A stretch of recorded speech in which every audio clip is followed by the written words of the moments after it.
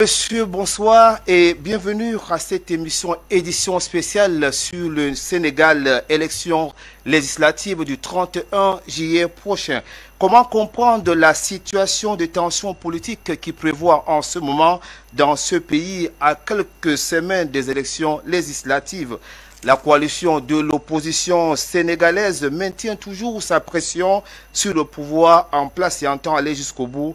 Elle a appelé même à de nouvelles manifestations pour le 29 juin prochain, alors que les plaies laissées par les précédentes manifestations ne se sont pas encore renfermées. Au centre de cette colère de l'opposition sénégalaise, la décision prise par le Conseil constitutionnel du pays de confirmer un arrêté du ministère de l'Intérieur jugeant irrecevable la liste nationale des titulaires de la principale coalition d'opposition Yehui Askan, oui, menée par Ousmane Sanko. Jusqu'où peut aller la coalition de l'opposition sénégalaise dans sa détermination? Comment comprendre cette erreur de l'opposition qui le coûte très cher?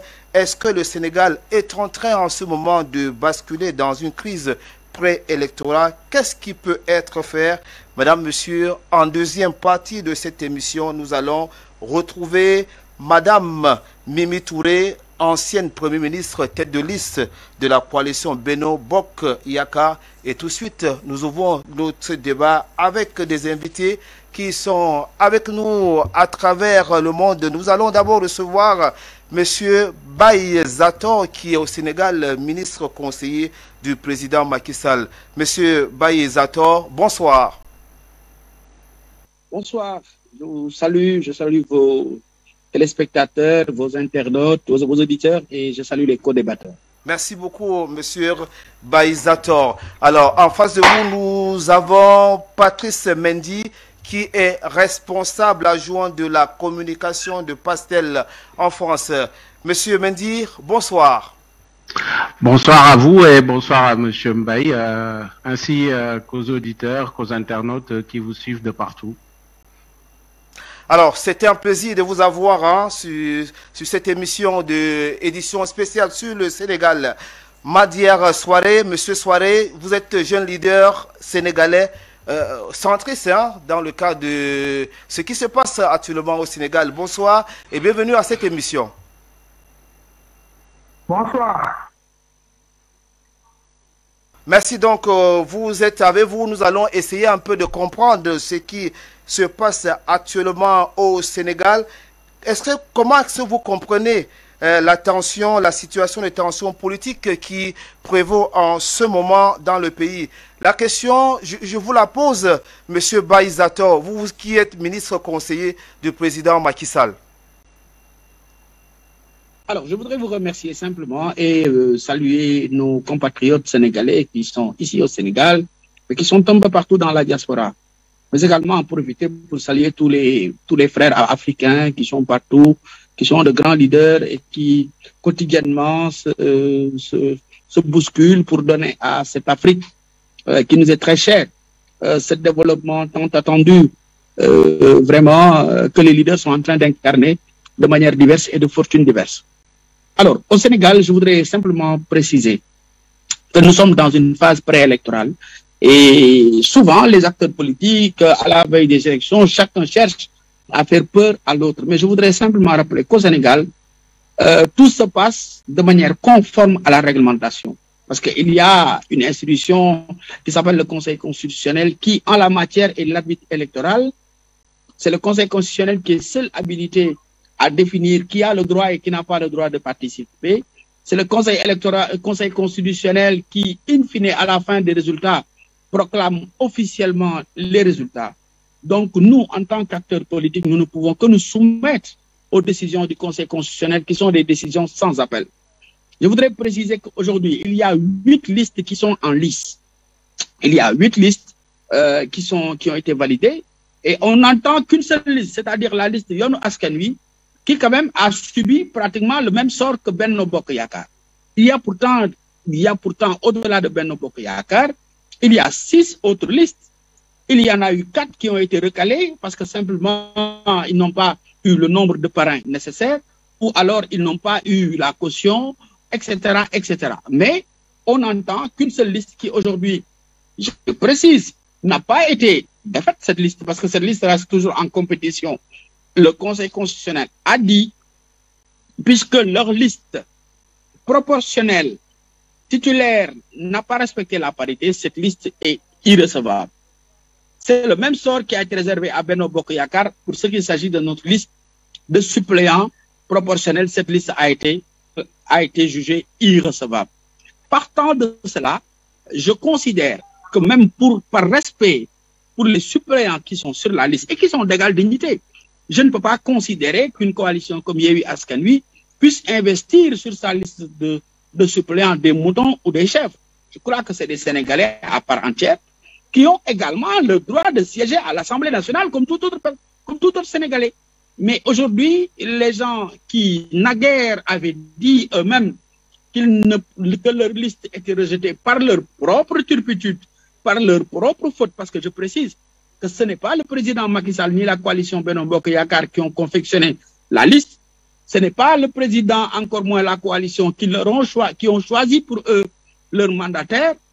Et partant de cela, je ne vois pas comment est-ce qu'ils peuvent aujourd'hui imputer cette faute à la majorité en disant que vaille, ils vont participer, sinon le pays sera ingouvernable. Je voudrais leur préciser que le Sénégal est une démocratie. Le Sénégal est en tout cas, notre stabilité, notre unité, la force de notre administration, tout cela a été construit depuis des années par nos ancêtres d'abord, ensuite nos pères, ensuite nos grands frères. Il nous appartient à nous, jeunes acteurs politiques de cette génération, de tout faire pour la préserver, afin que notre pays, ne bascule pas dans des travers que d'autres pays ont connus. Je crois que nous faisons aujourd'hui une exception dans la sous-région, et cette exception doit être maintenue, doit être renforcée, doit être vivifiée, et cela dans l'intérêt de tous les acteurs politiques, aussi bien de la majorité qui sont aujourd'hui dans le cadre de la gestion du pouvoir, que de l'opposition qui un jour ou l'autre pourrait accéder au pouvoir. Personne n'a intérêt à avoir un pays en déliquescence ou un pays fragmenté.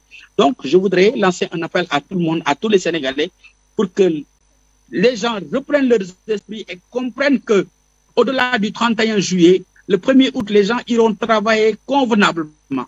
Le Sénégal a connu 2 alternances politiques très paisibles. Et récemment, le Sénégal a organisé des élections locales. L'opposition a gagné un certain nombre de positions. Et c'est une institution comme le Conseil constitutionnel qui a proclamé les résultats. Donc, bon sang, bon Dieu, il faudrait que les gens comprennent que la vie n'est pas simplement faite que de victoires. On a des victoires, mais souvent aussi on peut prévoir avoir des défaites.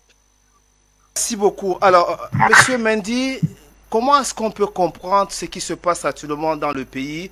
L'opposition sénégalaise a présenté des listes en toute liberté, avec des erreurs, les listes qui ont été rejetées. Comment est-ce que cette opposition se retrouve à dénoncer ce qui se passe, la décision du Conseil constitutionnel qui a dit le droit? Permettez-moi déjà de rectifier. Le Conseil constitutionnel a dit tout sauf le droit. Et pour répondre à cette question, vous me permettrez aussi de corriger M. Mbaye à bien des égards sur beaucoup de contre-vérités qu'il a dit.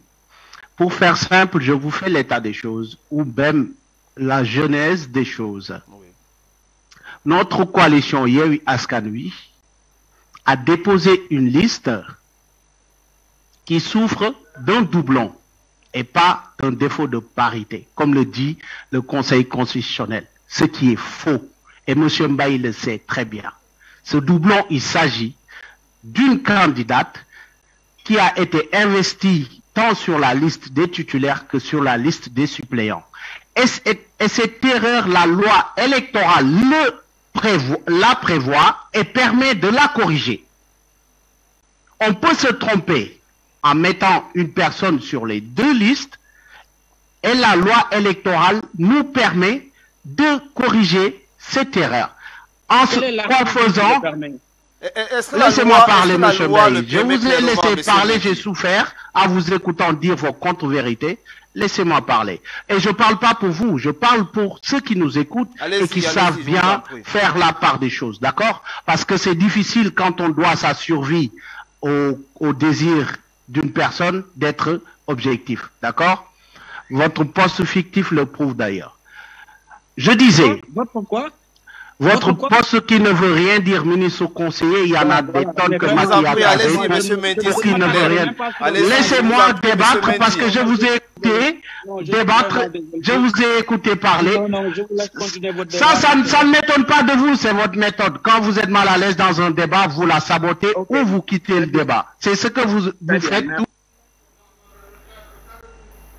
Alors, monsieur Mendy, s'il vous plaît, est-ce que vous pouvez entrer dans votre argumentaire? Vous disiez tantôt que la loi sénégalaise prévoit qu'on pouvait retoucher ces listes. Est-ce que c'est clairement dit dans la loi? C'est clairement dit dans la loi électorale qu'en cas de doublon, on supprime la liste suppléant. Ce n'est pas une cause d'irrecevabilité. D'accord? La personne reste sur la liste titulaire, mais est enlevée de la liste des suppléants. Ça, c'est une chose.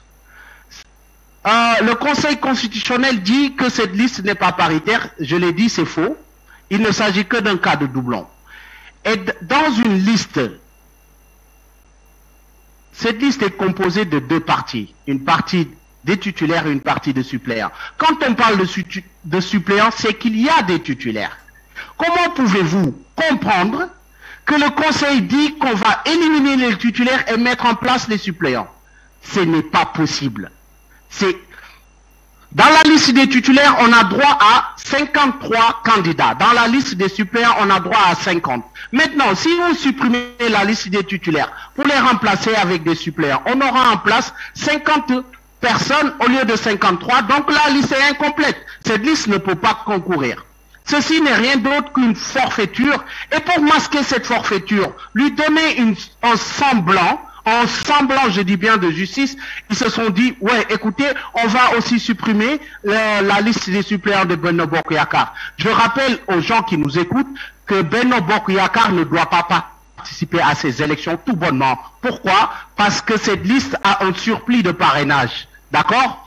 Ce qui est un motif d'irrecevabilité tout court. Et le ministre de l'Intérieur qui est partisan, rappelons-le, qui est partisan, n'a pas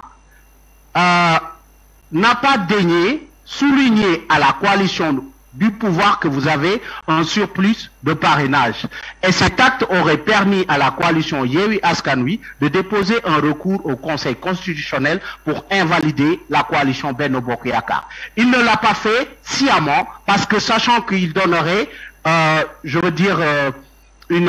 moyen d'invalider sa liste. Ils ne l'ont pas fait.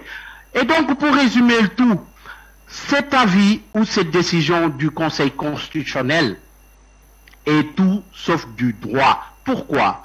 Parce qu'au Sénégal, je vous invite à y faire un tour pour mesurer l'état de défiance des citoyens vis-à-vis de cette juridiction, qui n'en est même plus un puisqu'il est vraiment sous la coupole de l'exécutif. Et donc, c'est des décisions de ce genre qui ont brûlé la Côte d'Ivoire avec Paul Yaoundé. C'est des décisions de ce genre qui ont brûlé beaucoup d'autres pays.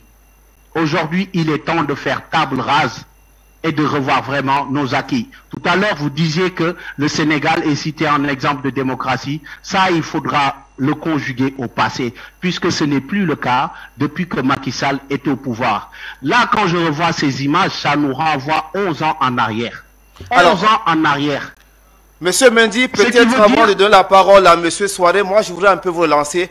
Comment est-ce que l'opposition s'est retrouvée à commettre cette erreur? Elle était quand même évitable, non? Je veux dire, dans toute entreprise humaine, il y a une part d'erreur qui peut être prévisible. C'est normal de faire des erreurs en tant qu'humain.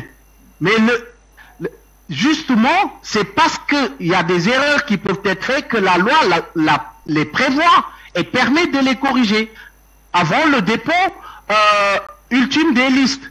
Ce qu'on ne nous a pas permis.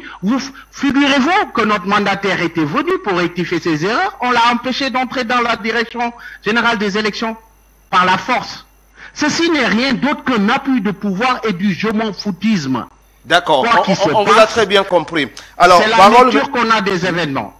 pour le moment. D'accord, merci. On vous a très bien compris. Alors, nous retrouvons M. Souare Madia qui est avec nous. Vous êtes jeune leader sénégalais. Alors, dites-nous, après avoir suivi M. Baïzator et en face de lui, M. Mendy, pour vous, comment est-ce que vous expliquez la situation qui prévaut actuellement au Sénégal? Bonjour à tout le monde. Bonjour à l'Afrique. Bonjour au Sénégal. Bonjour, monsieur le journaliste. Je salue de passage le grand frère, monsieur Zator Mbaye, qui a fait plus ou moins le résumé de la situation et un peu l'historique. Je salue aussi le co-débatteur, monsieur Mendy. Je veux aussi faire un peu l'historique des faits, parce que c'est parti par le dépôt des listes. Avec le dépôt des listes, d'abord, la coalition Yewwi Askan Wi avait dit que la DGE avait falsifié leur liste. Le maire de Dakar, Barthélémy Diaz, il est parti à la DGE et il a bousculé les forces de l'ordre pour dire que par la force, il va rentrer dans les lieux. On a continué à un moment donné, ils se sont concertés. Ils ont su que c'est eux-mêmes qui avaient commis des erreurs. Leur leader, Ousmane Sonko, sur sa page Facebook, il a à la fois écrit et il a fait un point de presse pour dire que honnêtement, ce n'est ni l'erreur du régime, ni l'erreur de l'organisateur qui est le ministère de l'Intérieur et la DGE, la direction des élections. Donc, l'erreur, c'est leurs propres erreurs. Et maintenant, après, ils ont continué. Parce que ce qu'il faut comprendre, c'est que la coalition Yewwi Askan Wi ne veut pas aller aux élections. Parce qu'ils savent que si la coalition va aux élections, ils vont perdre. Pourquoi? Parce que on sort des élections municipales, territoriales. Et la majorité présidentielle a gagné ces élections. Après le lendemain de ces élections, ils ont crié sur tous les toits, ils ont gagné.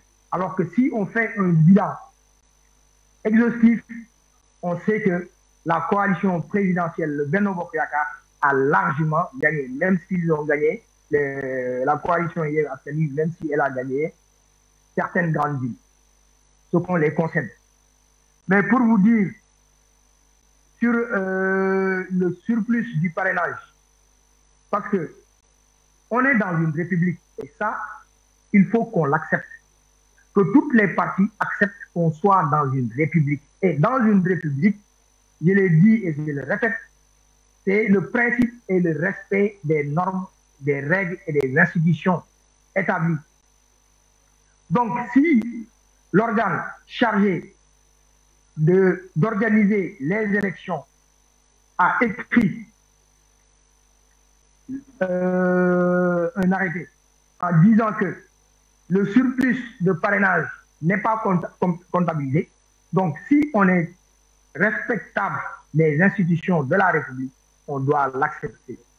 Donc, dire que la coalition Benno Bokk Yakaar ne participera pas aux élections, c'est juste lancer des paroles en l'air. Sur l'organisation des élections par le ministère de l'Intérieur, mais il faut qu'on soit un peu légaliste aussi. Dans d'autres pays, ce sont les ministères de l'Intérieur qui organisent les élections. Et pourquoi pas au Sénégal, le ministère de l'Intérieur ne doit pas organiser des élections. Alors que les législatives, la coalition de l'opposition, la principale coalition de l'opposition au Sénégal, qui a fait des percées remarquables. Et ces élections ont été organisées par le ministère de l'Intérieur et sous le leadership du ministre actuel, M. Antoine Félix Diome, qu'on salue au passage et qu'on félicite de ce travail remarquable qu'il est en train de mener, qu'il est en train d'accomplir au Sénégal. Parce qu'aujourd'hui, les opposants, ils sont sur les pieds fermes de vouloir semer le désordre dans le Sénégal. Et cela ne passera pas. Et ils le comprennent maintenant, ils commencent à changer de méthode. Pour parler du Conseil constitutionnel, franchement, le Conseil constitutionnel, lorsque la liste de Dakar n'était pas paritaire, et que Barthélémy Diaz avait dit qu'ils ont falsifié leur liste, et qu'après ils se sont rendus compte que c'est à la fois la coalition Yewwi Askan Wi et la coalition Wallu qui avait des tiraillements pour introduire une fille ou un garçon ou un homme, ou une femme ou un homme. Après, lorsque le Conseil constitutionnel a donné son avis en disant qu'il faut donner la possibilité à la coalition Yewwi Askan Wi de refaire sa liste, ils l'ont accepté. Donc, l'opposition est dans une dynamique de dire que voilà, toute décision que les institutions de la République donnent et que ça soit en faveur de nous, on respecte, on salue, mais toute décision qui n'est pas à notre faveur, on va la critiquer et on va semer la loi de la rue. Et ça ne va pas marcher au Sénégal. Et l'avenir nous en donnera raison. Et l'événement, la marche qu'ils avaient prévue le 17, dont j'ai vu les leaders de Yewwi Askan Wi faire un bilan et dire qu'ils ont réussi à faire une marche, alors qu'ils n'ont même pas eu le courage de sortir de 16 heures. Ousmane Sonko, principalement, il a dit à 15 heures, j'ai appelé tous les leaders pour les dire de ne pas sortir 16 heures.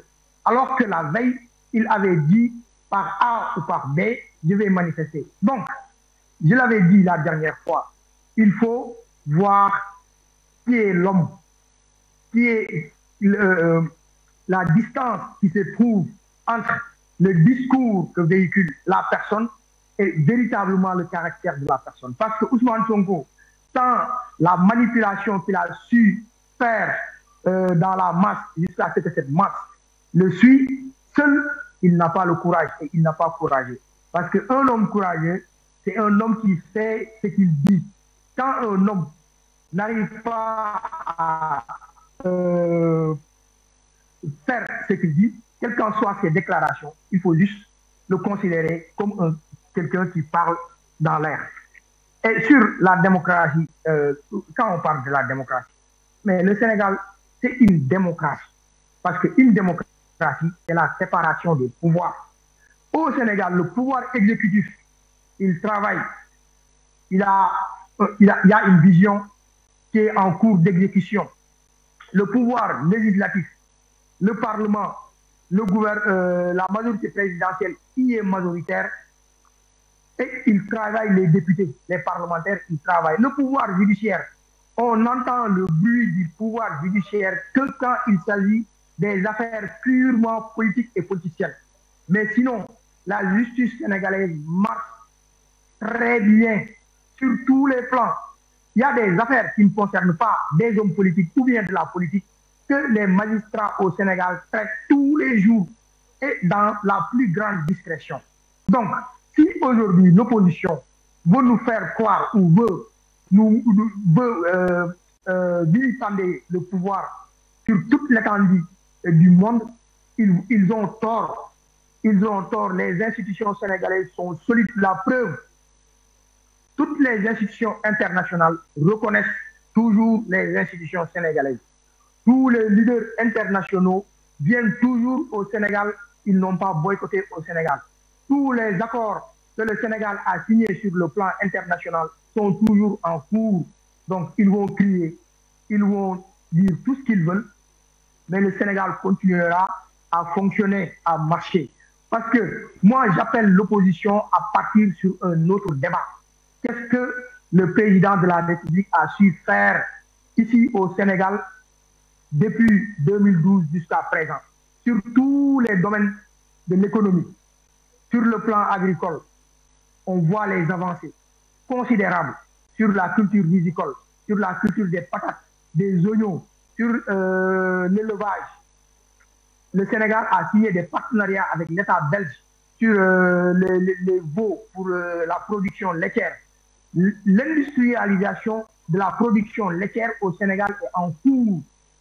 Donc, sur le plan de l'emploi, si on voit tout récemment avec le programme Xëyu Ndaw ñi, que je salue au passage le ministre de l'Emploi, Dame Diop, qui bat un travail extraordinaire. L'État du Sénégal a su, en un laps de temps, à créer plus de 64 000 emplois sur le domaine agricole, sur le domaine de la santé, sur le domaine du sport, sur le domaine de l'agriculture, sur le domaine du tourisme et sur tous les domaines de l'économie.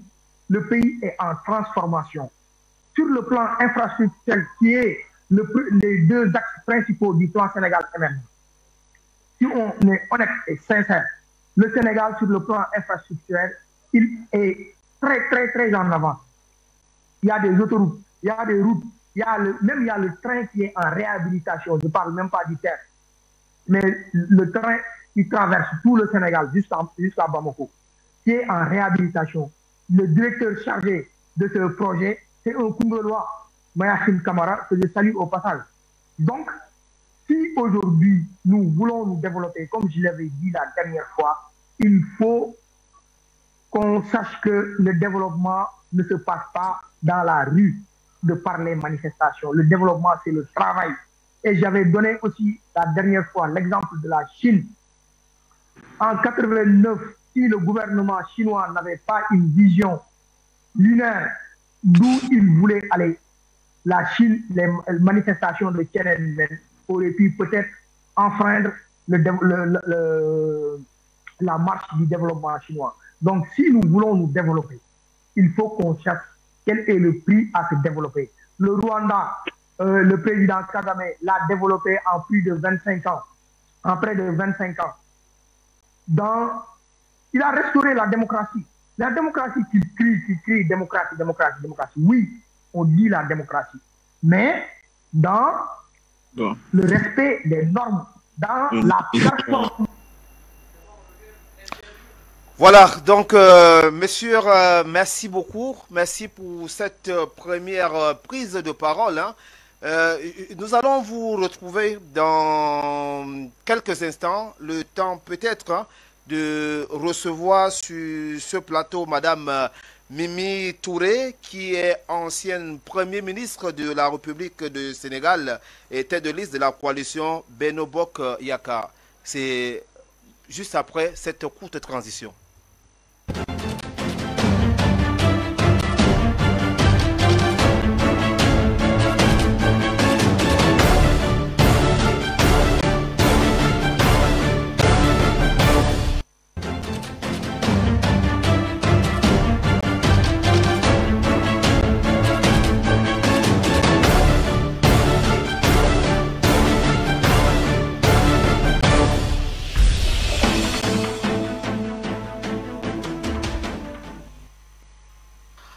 Madame Mimi Touré, merci de nous rejoindre sur ce plateau. Édition spéciale sur le Sénégal. Vous êtes ancien Premier ministre de la République du Sénégal et tête de liste de la coalition Benno Bokk Yakaar. C'est un plaisir de vous avoir sur ce plateau spécial. Nous allons... Bonsoir déjà. Comment allez-vous? Bonsoir à vos auditeurs. Alors, nous allons peut-être commencer avec vous par avoir votre avis sur ce qui se passe actuellement dans le pays. Quelle est un peu votre lecture hein, à quelques semaines de la tenue des élections législatives au Sénégal, de la tension politique qui est un peu dans l'air? Oui, je voudrais rappeler que le Sénégal organise des élections libres depuis très longtemps. Le Sénégal a changé 2 fois ou 3 fois de président de la République voilà, de manière transparente, dans le calme, et c'est ce qui fait la réputation de la démocratie sénégalaise. Il ne devrait y avoir aucune raison pour lesquelles cette stabilité démocratique qui fait la fierté du pays ne continuerait pas. Évidemment, voilà, chaque génération d'acteurs politiques vient avec son style.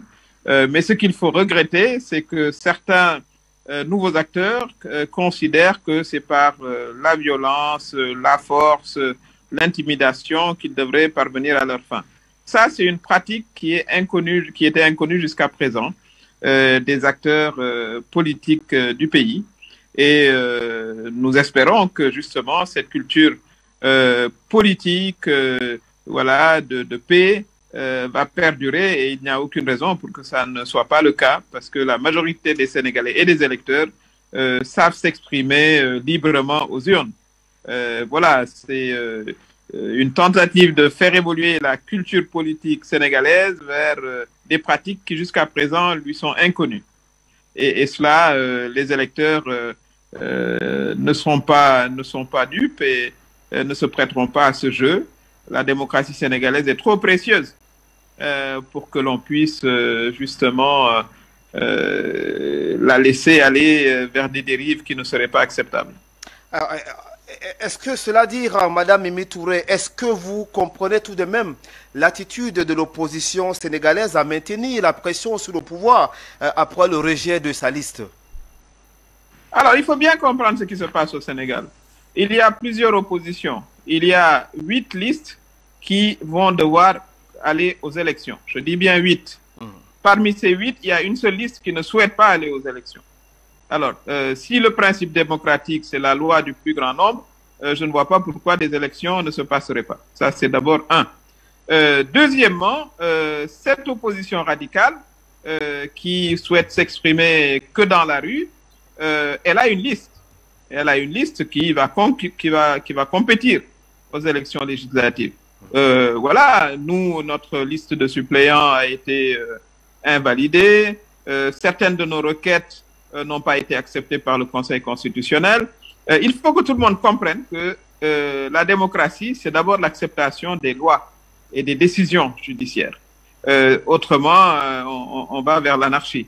Voilà, je pense que ce qui se passe, c'est que vous avez une coalition parmi les 8 qui vont compétir, qui considère que le processus démocratique n'est pas forcément pour cette coalition-là la meilleure manière voilà, d'arriver à ses fins politiques. Et ça, c'est inacceptable et ça ne peut pas être accepté. D'accord. Alors, Madame Mimi Touré, comment est-ce que, de votre point de vue, on peut expliquer tout de même les erreurs régulières lors des constitutions des listes? On l'a souvent vu, hein, ce n'est pas seulement le cas du Sénégal, on a souvent vu dans d'autres pays africains. Alors, les questions comme celle de la parité, les questions de la représentativité nationale, quel est un peu le cas du Sénégal, lorsqu'on sait quand même que le Sénégal, c'est une très grande fascination sur le continent africain. Même votre liste, votre coalition a même eu des soucis pour la constitution de sa propre liste. Ça arrive, l'erreur est humaine. Souvent, c'est des conditions de pression, parce que vous savez bien que l'Assemblée nationale, c'est un grand enjeu, et l'erreur étant humaine, ben, on l'accepte. Notre liste, soit dit en passant, elle était totalement paritaire, il faut le comprendre. Il y avait autant d'hommes que de femmes, mais au niveau de l'agencement, voilà, elle n'était pas conforme, selon le Conseil constitutionnel. Nous avons contesté cette décision, parce que nous avons considéré que la parité, ça veut dire avoir autant de femmes que d'hommes. Mais le Conseil constitutionnel considère qu'il faut qu'il y ait un agencement, voilà, et nous ne l'avions pas respecté. Nous avons accepté leur décision. C'est le même cas pour l'opposition. Je signale d'ailleurs que cette opposition-là, parce qu'il y a eu d'autres coalitions de l'opposition qui n'ont pas eu de problème avec leur liste. Mais la coalition Yewwi en question, dirigée par, à l'époque, M. Ousmane Sonko, leur liste de titulaires n'était pas paritaire. Or, le Sénégal, quand même, s'est battu pour que les femmes aient une représentation égalitaire à l'Assemblée nationale et dans toutes les instances électives. Ça, c'est un acquis du mouvement des femmes et on souhaiterait d'ailleurs que ce soit partagé sur l'ensemble du continent. Aujourd'hui, à l'Assemblée nationale, vous avez 48% de femmes. Alors, il n'y a pas 50-50 parce que beaucoup de petits partis ont juste un député et c'est un homme. Ça, c'est des avancées démocratiques importantes qu'il faut sauvegarder. Donc, quand la liste Yewwi n'est pas paritaire, ben, qu'ils ne s'en prennent qu'à leur propre turpitude. Ils le savaient bien, ils ne l'ont pas fait et il faut qu'ils acceptent la décision. Ceci étant dit, ils ont une liste qui se présentera aux élections. Ça, il faut également que vos téléspectateurs le savent. Il n'y a pas le Yewwi qui parle là et qui veut coûte que coûte empêcher la tenue des élections, mais ça, ils ne pourront pas le faire.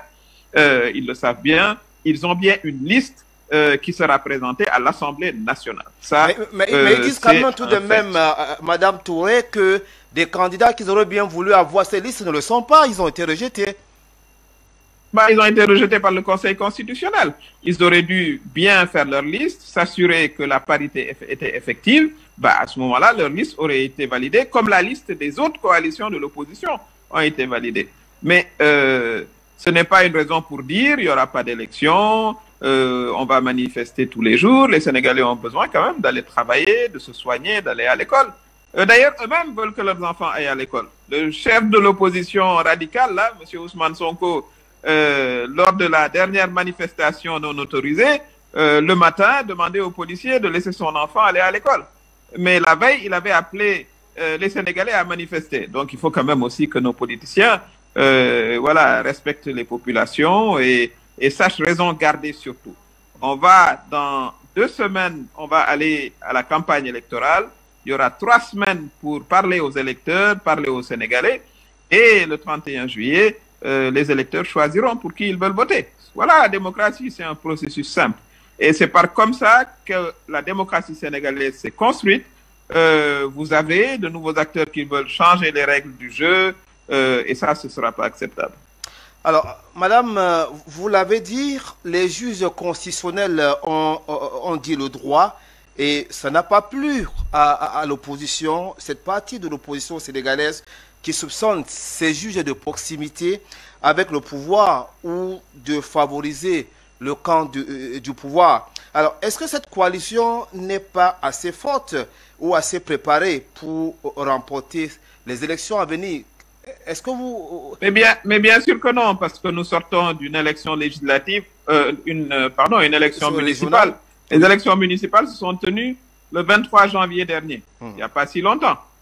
Il y a 557 communes au Sénégal. Notre coalition a remporté les 480 communes devant l'opposition. C'est ça le rapport de force en réalité. Donc il n'y a aucune raison pour que le 31 juillet, notre majorité ne se confirme pas. Et encore une fois, il faut savoir que ce n'est pas toute l'opposition qui ne veut pas aller aux élections. Je l'ai dit, il y a 8 listes autorisées. Nous n'en avons qu'une, Benno Bokk Yakaar, la coalition de la majorité. Les 6 autres listes sont des listes de l'opposition, mais il y a une seule coalition de l'opposition, cette opposition voilà, radicale qui ne veut pas y aller et qui veut aujourd'hui changer les termes du jeu. C'est-à-dire, au lieu que l'on compétisse dans les urnes, voilà, ils veulent appeler les populations dans la rue, dans le désordre public. Ça, c'est pas possible. Le Sénégal n'a pas fonctionné jusqu'à présent, voilà, pour être un exemple, comme vous dites, pour qu'on ne se batte pas, pour que cet exemple perdure et même se renforce. C'est pour ça que nous discutons beaucoup avec la jeunesse. Ils ont appelé vendredi dernier à une manifestation qui s'est soldée par un fiasco. Parce que les Sénégalais comprennent également que le jeu démocratique, il se joue dans les urnes, il ne se joue pas dans la rue. Alors, Madame Mimi Touré, qu'est-ce qui peut vraiment vous amener à rassurer les téléspectateurs d'Afrique Média et les Sénégalais et même tous les Africains que les juges constitutionnels ou peut-être la justice sénégalaise est vraiment indépendante? Qu'est-ce que vous voulez que je vous dise puisque ce que je viens de vous dire? Est-ce que vous savez que la liste de Dakar, Dakar appartient à l'opposition, enfin c'est l'opposition qui avait gagné la ville de Dakar en janvier dernier. Voilà. Et leur liste n'était pas paritaire. Et nous avons attaqué cette liste auprès du Conseil constitutionnel. Le ministère de l'Intérieur avait rejeté la liste de Dakar, mais quand elle a atterri sur la table du Conseil constitutionnel, ils ont demandé à ce que la liste de l'opposition soit validée. Je pense qu'il n'y a pas plus grande preuve d'indépendance. Dakar, c'est quand même la capitale du pays, et ils ont donné raison à l'opposition.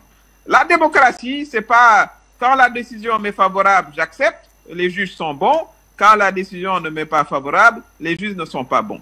Soit dit en passant, nous-mêmes, nous n'avons pas de liste de suppléants. Et pourtant, sur cette liste de nos suppléants, il y avait de grands responsables politiques qui ont travaillé des années. Vous savez bien, c'est une reconnaissance politique, publique, que d'être sur une liste électorale, suppléant ou titulaire. Eh bien, le Conseil constitutionnel n'a pas validé notre liste de suppléants. Nous avons décidé que c'est la loi, il n'y a pas d'instance supérieure donc nous nous conformons à la décision du Conseil constitutionnel. Voilà comment la démocratie fonctionne. Il faut bien qu'il y ait des normes, qu'il y ait des règles et que les acteurs le respectent. Si, en dehors de cela, on considère que c'est par la rue qu'on va se faire entendre, non, ça ne peut pas être acceptable. On ne peut pas accepter ce type de recul. Ce serait un recul énorme dans un contexte où nous avons beaucoup de pays où voilà, les questions de stabilité, de sécurité se passent. Au Sénégal, nous tenons très jalousement à préserver voilà, cette stabilité et nous travaillons pour que nos voisins retrouvent la leur. Voilà en réalité voilà, les choses, comment elles se présentent. D'accord. Alors, Madame Mimi Touré, je rappelle que vous êtes ancien Premier ministre de la République du Sénégal, tête de coalition de Benno Bokk Yakaar. Alors, l'opposition soupçonne également le président Macky Sall de préparer le terrain pour un troisième mandat. Est-ce que c'est dans la visée du président Macky Sall, vous qui conduisez la coalition? Mais vous savez, le président a dit qu'il s'exprimera très rapidement après les élections. L'opposition n'a pas de programme, l'opposition n'a pas de proposition à faire aux électeurs. Évidemment, il faut qu'ils trouvent un thème pour cela. On parle d'élections législatives. Je pense que ce que les électeurs voudraient entendre, c'est les programmes de législature des différents acteurs. Et ils se décideront le 31 juillet. Le président Macky Sall va clore cette question, il l'a dit très récemment, juste après les élections législatives, donc il faudra juste être patient. Là n'est pas le débat. Le débat, c'est aller aux élections législatives. Le président Macky Sall, son deuxième mandat va jusqu'en 2024 et il lui faut une majorité pour continuer à faire le travail qu'il a fait, un travail avec un bilan très élogieux, comme je l'ai dit, sur 557 communes. Nous en avons gagné 480. Et les populations ont reconnu que, justement, son bilan, que ce soit le bilan social, que ce soit le bilan en termes d'infrastructures, voilà, en termes de renforcement des capacités voilà, éducatives, etc. Et en contrepartie, on redonnait confiance voilà, à nos maires sur la grande majorité des communes.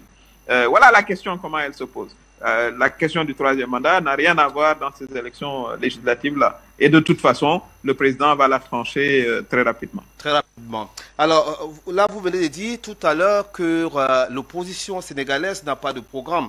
Alors, vous, j'imagine que vous avez un programme très solide, hein, que vous et votre coalition, vous comptez proposer aux Sénégalais, au-delà de ce travail impressionnant qu'on voit déjà sur le terrain, depuis que le président Macky Sall est à la tête du pays. Alors, qu'est-ce que vous voulez proposer encore de nouveau aux Sénégalais pour pouvoir avoir leur suffrage le 31 juillet prochain? Alors, moi, je vais vous inviter à venir passer la campagne avec nous, hein, parce que le programme, il est grand. Oui. Mais il va s'inscrire dans la continuité du programme d'action prioritaire accéléré, qui a été mise en place depuis l'année dernière, qui prend en compte justement tous les aspects économiques, sociaux, infrastructurels liés justement à notre sortie de la pandémie Covid-19. On a dû réviser un peu nos planifications pour mettre l'accent justement sur le volet social qui va prendre en compte les couches les plus vulnérables, mais également sur la nécessité d'avancer vers l'industrialisation de notre pays. C'est ce qu'on a retenu aussi de la Covid. Et c'est ce que tous les Africains devraient retenir. Puisque les frontières ont été fermées pendant plusieurs mois et les Africains ont tenu. Nous nous sommes soignés, nous avons voilà, consommé nos produits. Donc, si on a été autosuffisant pendant 7, 8, 9 mois, ben, on peut être autosuffisant pendant 7, 8, 9 siècles. Donc, justement, notre programme s'inscrit dans cela, de renforcement des acquis existants, mais également avec une prise en compte très importante des couches vulnérables et un soutien, ça c'est très important, aux petites et moyennes entreprises de ce pays. Voilà, en insistant sur des secteurs clés comme l'agriculture, comme la pêche, la transformation de nos produits locaux et la réduction de notre dépendance alimentaire. Voilà, c'est quelques aspects que je vous donne. mais je vous invite à venir passer 3 semaines de campagne avec nous. Vous aurez les détails de notre programme. Merci beaucoup, madame, pour cette invitation. Alors, il y a ce rêve qu'on appelle aujourd'hui le rêve sénégalais, le rêve du président Macky Sall, le plan Sénégal émergent. Puisque j'ai la chance de vous avoir sur ce plateau, madame, vous qui conduisez la liste de Beno Bok Yaka. Peut-être pour les Africains qui ne connaissent pas assez ce plan émergent, plan Sénégal émergent, de quoi s'agit-il concrètement et ça se repose sur quels axes? Ben, vous savez, c'est une perspective, c'est une ambition de développement. C'est un plan qui s'étend jusqu'en 2035 et qui prend en charge fondamentalement 3 secteurs. Le premier secteur, c'est le développement d'une économie endogène, avec évidemment plusieurs détails, voilà, des stratégies pour développer nos secteurs clés. Le deuxième aspect, il repose sur le renforcement de nos ressources humaines. C'est les questions liées à l'éducation, à la formation professionnelle. Et le troisième pilier, c'est le renforcement de nos institutions, renforcement de la justice, de notre système de gouvernance, de notre diplomatie. Et cela dans une perspective longue, parce qu'un développement, ça ne peut pas se faire seulement sur 1, 2, 3 ans, même pas sur voilà, une décennie. Et tout cela a été voilà, couché sur ce plan Sénégal émergent qui se décline voilà, par tranche de 3 ans à travers des plans d'action prioritaires qui sont révisés et adaptés, bien sûr, parce que personne ne pouvait prévoir qu'il y aurait la guerre de l'Ukraine et l'inflation telle qu'elle se présente. Donc, c'est une ambition qui est traduite en plan de développement, lesquels plans de développement s'adaptent évidemment, disons, au contexte international. Voilà ce que ça veut dire. Actuellement, sur le terrain, madame, Sénégal, oui. Oui. Et actuellement, sur le terrain, quel est un peu le niveau de la mise en œuvre quand même de ce plan? Ah oui, mais ça, il faut tout un séminaire pour vous l'expliquer. Oui. Mais il peut se traduire par une seule chose, c'est qu'avant la Covid, la croissance économique du Sénégal était presque de 7%. Il y a eu un frein et un arrêt net en 2019. Voilà, on allait atteindre voilà, les 7% de croissance. Et tout ça, c'est une combinaison d'investissements lourds, infrastructurels, dans les infrastructures, l'appui à des secteurs clés, je l'ai dit encore, le secteur de l'agriculture est un secteur important, mais également le secteur du tourisme, de la pêche, et également un renforcement de nos capacités, de nos ressources humaines, avec un investissement fort sur l'éducation, sur les formations universitaires, voilà. Et évidemment, tout cela nous a amené à des taux de croissance de 7%. Bon, évidemment, avec Covid, malheureusement, il y a eu un retard et nous sommes en train de le reprendre. Alors, le plan d'action prioritaire, accéléré, il intègre justement la contrainte liée aux conséquences de la Covid et de l'inflation. Voilà un peu ce que je peux vous dire là-dessus. Mais ça s'est traduit, par l'amélioration de notre croissance économique, très clairement validée par nos différents partenaires. 2, ça s'est traduit par une amélioration du niveau de vie de nos populations. Mais évidemment, il reste encore beaucoup de choses à faire. Je ne suis pas en train de vous dire que tout est parfait dans le meilleur des mondes, loin s'en faut. Il faut régler des questions liées à l'emploi de notre jeunesse. Mais pour le faire, il faut développer l'industrie. Il faut soutenir les petites et moyennes entreprises qui existent. Il faut rendre notre jeunesse employable à travers une formation adaptée au marché. Voilà, tout ça se fait en même temps. Ce n'est pas toujours simple parce que il y a des chocs exogènes qui arrivent et qui n'étaient pas prévus. Personne n'avait prévu la guerre en Ukraine, avec les conséquences que cela a, une inflation très très importante. Et tout cela, ben voilà, nous travaillons à continuer ce plan en dépit de ces chocs exogènes. C'est pour cela qu'il faut une stabilité, parce que ce plan, il faut travailler avec des investisseurs, des gens qui vont avoir confiance à venir investir dans notre pays. Ce n'est pas par le désordre, par les manifestations de tous les jours qu'on va rendre le pays attractif. Ça aussi, il faut que nous le comprenions bien. J'estime que dès qu'on aura passé la période des élections, le Sénégal, souvent à l'approche des élections, il y a un peu de turbulence, mais nous savons ensuite nous retrouver autour de l'essentiel.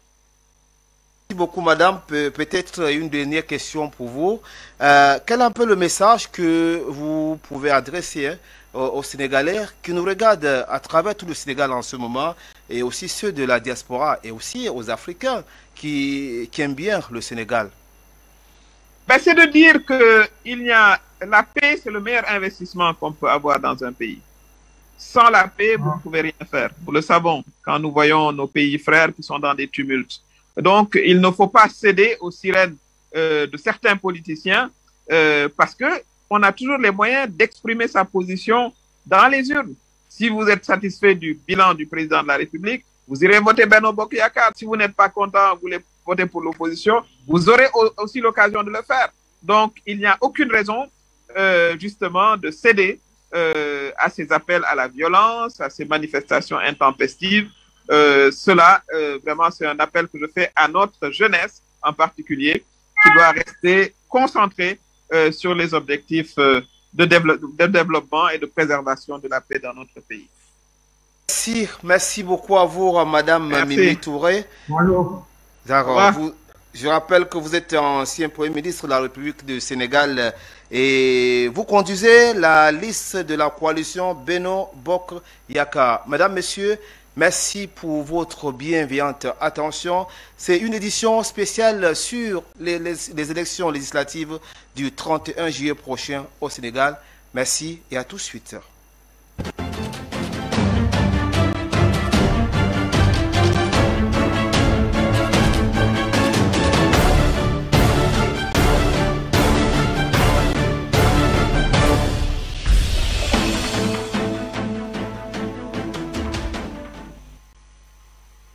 Sur ce plateau et nous allons retrouver nos invités. Monsieur Baye Zator, ministre conseiller du président Macky Sall. Monsieur Mendy Patrice, responsable adjoint de la communication de PASTEF France, et monsieur Mandia Souaré, jeune leader sénégalais. Alors, monsieur, si vous êtes avec nous, rebonsoir ou bienvenue sur ce plateau. Alors, monsieur Baye, vous avez suivi Madame Mimi Touré tout à l'heure. Quelle est votre réaction? Oui, en fait, je voudrais m'excuser de la qualité de l'image parce que je suis sur le terrain, donc je n'ai pas la même image. Alors, je suis totalement satisfait par l'intervention de notre tête de liste, bien sûr, qui est une grande dame, petite d'expérience, justement, qui a fait le ministère de la Justice, la primature, le Conseil économique, et qui aujourd'hui dirige la liste de Benno Bokk Yakaar, pour simplement dire que le président a mis les bons profils. On n'est pas en train de dire qu'il faut envoyer n'importe qui à l'Assemblée nationale, mais il faut y envoyer de bons profils. Je crois qu'elle est revenue sur le bien fondé de la préparation de ces élections. Et écoutez, c'est pas une situation qui est alarmante du tout pour nous autres acteurs politiques, parce que nous avons quand même l'habitude d'aller à des élections et souvent de fois, il est arrivé que les gens ne soient pas d'accord sur tout en tout cas. Mais il faudrait que les uns et les autres comprennent justement que le 1er août, ce sera le Sénégal qui sera vainqueur au lendemain de ces élections. Et cela, il faudra le comprendre et c'est ce qui est important. Alors, merci beaucoup. Alors, monsieur Mendy Patrice, j'imagine que ce n'est pas votre avis de votre côté. Vous avez suivi Madame Touré, Mimi. Qu'est-ce que vous en pensez? Alors, monsieur Mendy Patrice n'est pas avec nous. Alors, monsieur Souaré Madia, jeune leader sénégalais, qu'est-ce que vous pensez de l'intervention de Madame Mimi Touré tout à l'heure?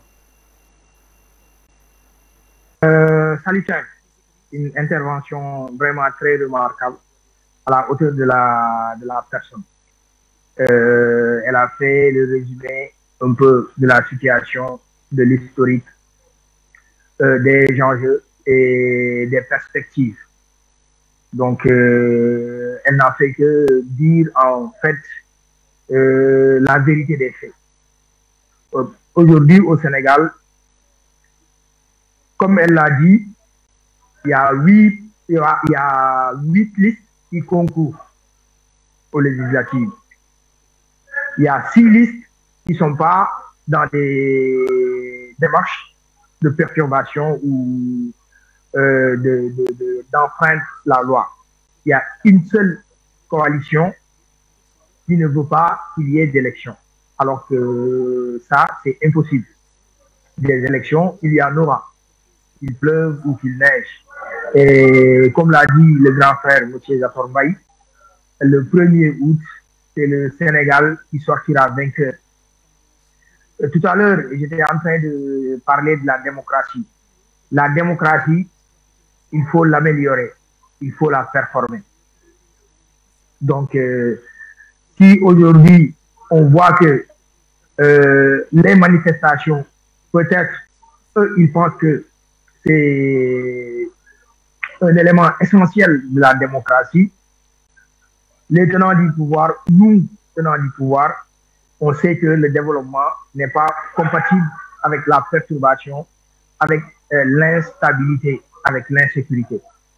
Donc, ils ont peut-être le droit de vouloir perturber, mais l'État aussi a l'obligation de faire régner l'ordre.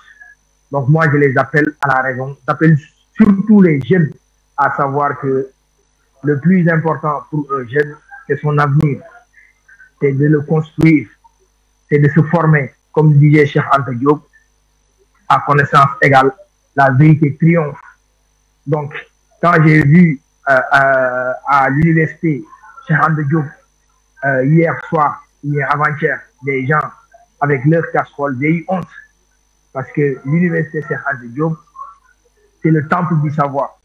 Donc, les étudiants doivent être des gens épris de connaissances et de retenue surtout. Pas parce qu'un leader qui est là-bas, à côté, leur dit de taper sur des casseroles, ils ont l'obligation de le faire. Il faut se dire pourquoi on le fait. Parce que si on observe la conjoncture internationale aujourd'hui, le monde est en crise. Ceux qui vivent, nous qui vivons actuellement en Europe, on observe une inflation galopante. L'État du Sénégal a débloqué des milliards pour maintenir les prix des denrées nécessaires à leur prix avant la crise ukrainienne et la crise de la pandémie Covid-19. Donc, nous devons revenir à la raison en tant que jeunes, savoir que l'avenir de la jeunesse, c'est la formation, c'est l'acquisition des connaissances, des aptitudes. Et sur la formation, l'État aussi a beaucoup fait. Si on regarde aujourd'hui sur toute l'étendue du territoire national, il y a des centres de formation qui sont en train d'être construits, qui sont déjà construits avec les pôles emploi où il y a 47 centres de formation construits au Sénégal où les jeunes peuvent apprendre des métiers, comme l'a dit Madame Mimi Touré, la tête de liste de la coalition Benno Bokk Yakaar, des métiers comme la coiffure, la menuiserie, la mécanique, pour être maçon, la plomberie et ainsi de suite, la coiffure, ainsi de suite, pour être employable dès la sortie de la formation. Parce qu'avant, au Sénégal, les principales formations que les instituts avaient, c'était des formations en finance, banque, assurance, management. Mais quand le président de la République est venu, il a vu que le principal problème de l'Afrique, c'est l'employabilité de sa jeunesse. Et il a dit que l'employabilité de la jeunesse, pour qu'elle soit véritablement résolue, il faut des formations adéquates à la demande du marché de l'emploi. Ainsi, il a initié des centres de formation pour que les jeunes puissent avoir un métier, pour qu'ils puissent avoir des revenus, pour qu'ils puissent vivre décemment. Donc, il y a l'opposition qui pense qu'elle doit coûte que coûte conquérir le pouvoir de par la rue, ce qui n'est pas possible au Sénégal. Et il y a l'État qui est en train de travailler. Donc, moi, je conseille à tous jeunes qui écoutent cette émission, qu'ils soient sénégalais ou un autre pays d'Afrique ou du monde, à savoir que le plus important pour un jeune, c'est d'acquérir la connaissance qui peut lui permettre un jour d'être indépendant.